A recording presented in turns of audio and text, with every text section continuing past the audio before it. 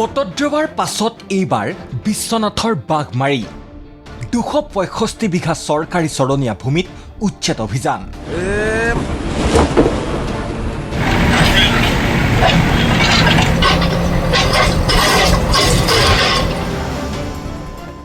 উচ্ছেদস্থলীক 5টা জোনত ভাগ কৰি 6 শতাধিক বাসগৃহত পৰিল প্ৰশাসনৰ হাতোৰা।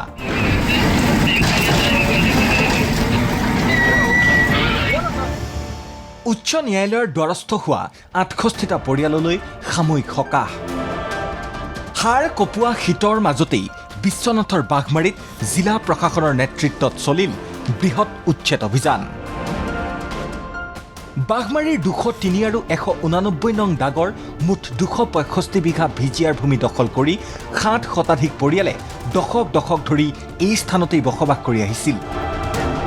মুঠ 732টা পৰিয়াললৈ যোৱা আগষ্ট মাহত জিলা প্ৰশাসনে জাৰি কৰিছিল উচ্ছেদৰ জাননী।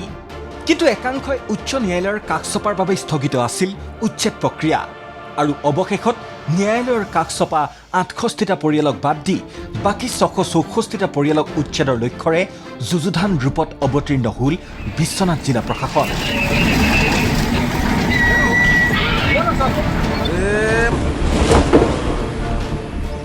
এফালৰ পৰা ভাঙি পেলোৱা হ'ল শতাধিক পকী বাসগৃহ।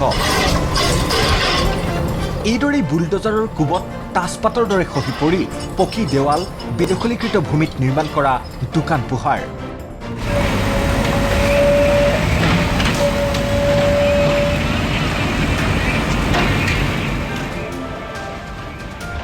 বাঘমাৰীৰ পাৱাৰ গ্ৰীড প্ৰকল্পৰ সমীপত মজুত কৰি ৰখা 20খনতকৈও অধিক বুলডজাৰে এফালৰ পৰা তছনছ কৰি গৈছে বেদখলকাৰীৰ বাসগৃহ। সাম্ভাৱ্য অনাকাংক্ষিত পৰিস্থিতিৰ প্ৰতি লক্ষ্য ৰাখি উচ্ছেদস্থলীত মোতায়েন কৰা হৈছে সহস্ৰাধিক আৰক্ষী জোৱান।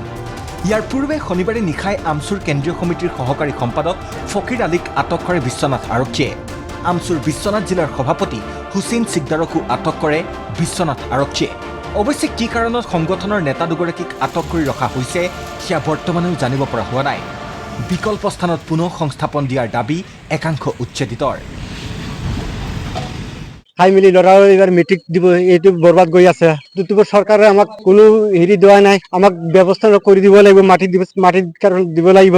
কেছ চলি আছে, তেনেকুৱা অৱস্থা কেনেকুৱা অৱস্থাত হেৰি গ'ল। ফাৰ্ষ্ট নোটিচ দিছে, তেতিয়া কিছুমান নোটিচ থাকোঁতে কিছুমান ঘৰ এৰিটো বচাই দি গৈ বাচি ভাঙি গৈ আছে। এইটো নেকি চৰকাৰে এইটো নিয়ম হয় নেকি? ইফালে পথত বেৰিকেড স্থাপন কৰি কোনো লোককেই যাবলৈ দিয়া নহ'ল উচ্ছেদস্থলীলৈ।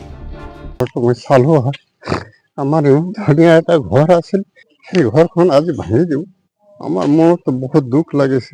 আজি ঘৰটো ভাঙি দিয়াৰ কাৰণে আমি অহা যোৱা কৰি আছো, ঘৰটো চাই আছো। এতিয়া আজি যাক সোমাব নিদিয়ে। ইফালে আন একাংশৰ অভিযোগ, পূৰ্বৰ শাসনাধীন চৰকাৰে বান খহনীয়াগ্ৰস্তসকলক ভূমিখিনি আবণ্টন দিয়াৰ বাবেহে ভূমিহীন পৰিয়ালকেইটাই বসতি স্থাপন কৰিছিল এই স্থানত। বগাবিল আছিলোঁ, বগাবিলৰ আমাৰ 1915 চনৰ পাট্টা পৰ্যন্ত আছে। আমাৰ দেশ স্বাধীন হোৱাৰ আগৰ পৰ্যন্ত আমাৰ দেউতাৰ দেউতা পৰ্যন্ত ইয়াতে মৰিছে আৰু আমিও ইয়াত বুঢ়া হৈ মৰিম।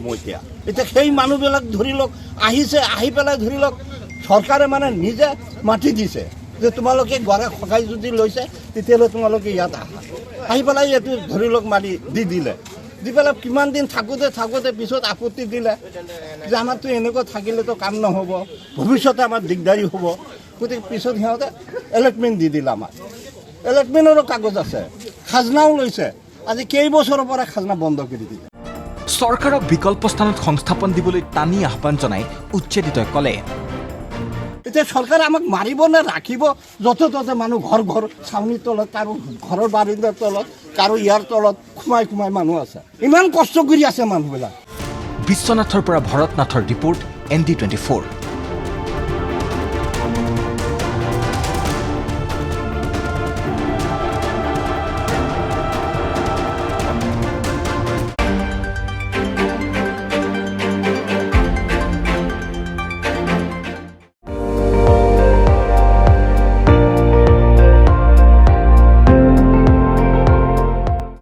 আপুনি চাই আছে ND24, সৰ্বশ্ৰেষ্ঠ নহয় সৰ্বোত্তমৰ দৌৰত।